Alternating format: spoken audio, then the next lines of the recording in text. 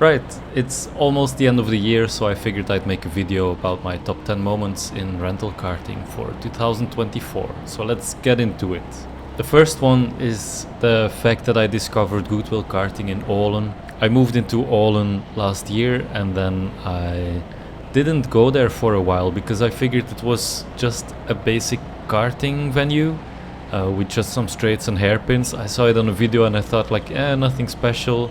Granted, I was used to all the LED lit electric rental karting places, so I don't know why I figured it would be not too good of a venue. And then I set foot there and I saw the banked curve and I saw all the other bits, and it's actually a really nice track. So I'm glad that I left my prejudices aside, and then I never looked back. I went there a lot, so it's a really cool track to have discovered. The second was, my first race and my first wet race, which was also at Goodwill Karting. I had never raced rental karts before, so it was quite something to be there for the first time.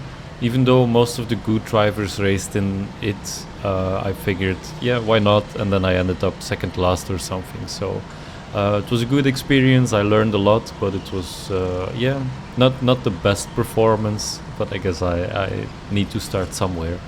And then my third race was a wet one, and it was also there, so I really like that they have wet races there, that you can get to go outside and then inside. It was dark, so it was an interesting experience, so I hope to be doing those more next year.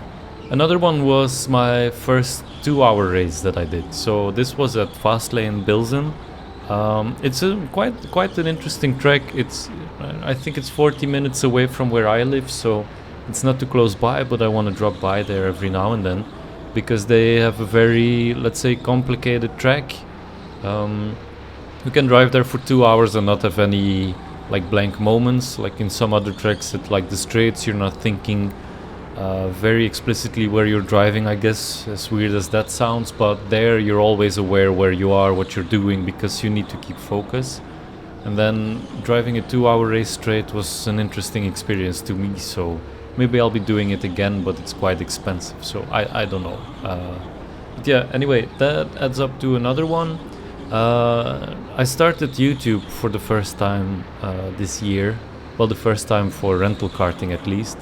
And it's been really fun that people walk up to me when I am driving. So I always drive under the name Bad Driver. And some recognized it. I changed my channel name now, but it's really fun to see people giving feedback about my videos. And then have a little chat and have them drive better than me. But I've always liked it. And then there's a lot of people who were in my sessions that are commenting on the videos like, hey, this is me and stuff. So that's a really new and fun thing to me that happened for the first time this year. So that's definitely up there. This is actually 2023, but I'm including it anyway because it's still less than a year ago. It's my first time karting on ice. I think a lot of you guys did it before, the ones in Belgium and Netherlands anyway.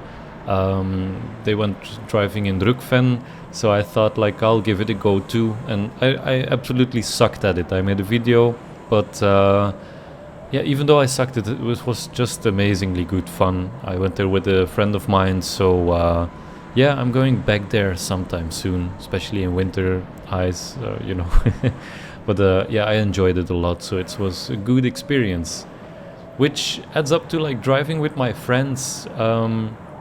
In some videos I talk about my teammate Jonas. It's been real fun to drive with him for a while, and then that's up to the fun. I went driving with some other friends, like one-on-one or in a group, and that's one of the things about karting that's always fun. It's like having some mates and then meeting up, and I've done a lot of that this year, which I haven't done before, so it was a really good time. Another one, I made my first review this year, track review. I worked together with the owner of Antwerp Amusement Center. He was a nice guy and I made some nice footage, but the video was in Dutch and I don't think a lot of people watched it. It's like one of the underappreciated tracks, I guess, in Antwerp because there's so much choice.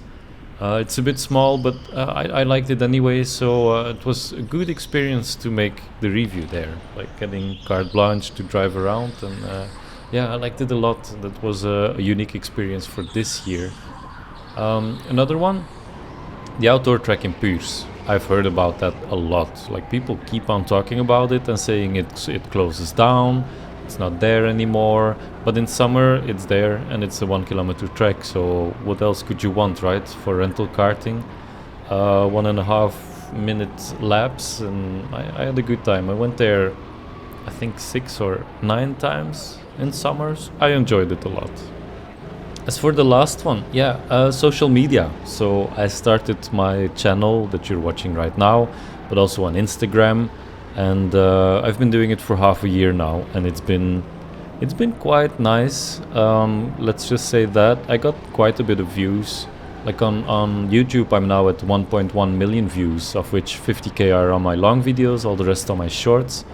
I never expected to go over 10k for a short and over 1k for a long video, so that's already been quite an accomplishment for me, let alone all the subscribers that I got. So thanks for those who are subscribed, but I had 1,360 at the time of recording on YouTube and 3,160 followers on Instagram. Because Instagram added up to 9.4 million views in half a year. So that's 36,000 hours of view time and 13,000 on YouTube, which, if you calculate it per second for the past half year, my content has been watched for 11.2 seconds, and that's a weird number to grasp for me. I like it. I mean, it verifies that I'm making some content that people want to watch, even though mostly is from my one short and reel. But anyway, I hope I can make some more videos that attract a lot of people and can bring at least 1 minute of nice content for everybody that watches it. So it's a good thing, and I really enjoyed those things in 2024. So I'll let you know next year what were the fun ones in the next year that I'll be doing. So thank you for watching, and goodbye.